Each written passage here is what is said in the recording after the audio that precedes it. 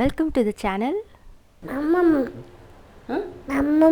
Hi friends, இன்றைக்கி முட்டையும் வச்சு ஒரு ஈவினிங் ஸ்நாக் எப்படி ப்ரிப்பேர் பண்ணலான்னு பார்க்கலாம்.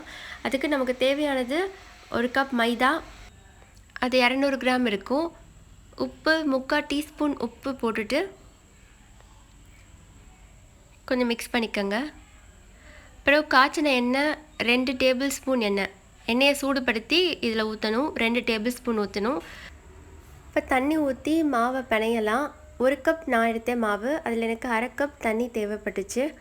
நீங்கள் எந்த பாத்திரத்தில் நீங்கள் மாவு எடுக்கிறீங்களோ அதே பாத்திரத்தில் 1/2 பங்கு அளவு தண்ணி ஊற்றினா சரியாக வரும். இந்த பவுலில் 1 கப் நான் மாவு எடுத்தேன். 1/2 பவுல் அளவு தண்ணி தேவைப்பட்டுச்சு. நல்லா ஒரு பால் மாதிரி உருட்டி 20 நிமிஷம் ஊற விட்டுருங்க. அடுத்து 2 முட்டையை நல்லா உப்பு போட்டு வேக வச்சு சின்ன சின்ன பீஸாக நறுக்கிக்கோங்க. 100 கிராம் முட்டைக்கோஸ் கொதிக்கிற தண்ணியில் போட்டு கொஞ்சம் கொதிக்க வச்சுட்டு அந்த இதை வடிகட்டி ஒரு டவலில் போட்டு அந்த ஈரத்தெல்லாம் அப்சர்வ் பண்ணுற மாதிரி பார்த்துட்டு, அதுக்கப்புறம் அந்த முட்டைக்கோஸ், நம்ம வேக வச்ச முட்டைக்கோஸு, 2 பச்சை மிளகா, நறுக்கின முட்டை, நான் 2 முட்டை போட்டிருக்கேன். முட்டை அதிகமாக தெரியும்னா இன்னும் 1 முட்டை வேணால் கூட்டி போட்டுக்கோங்க. மிளகுத்தூள் 1 டீஸ்பூன் மிளகுத்தூள், உப்புத்தூள் 3/4 டீஸ்பூன் உப்புத்தூள் போடுங்க. 1/2 எலுமிச்சம்பழம் புழிஞ்சிட்டு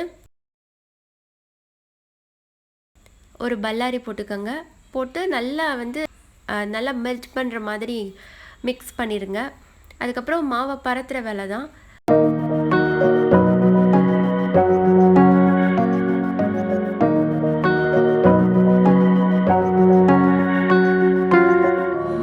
பரத்திட்டு நடுவில் ஸ்டஃப் வைப்பீங்க. ஸ்டஃப் வச்சக்கப்புறம் சுற்றி அதை நம்ம மடித்து விடணும்.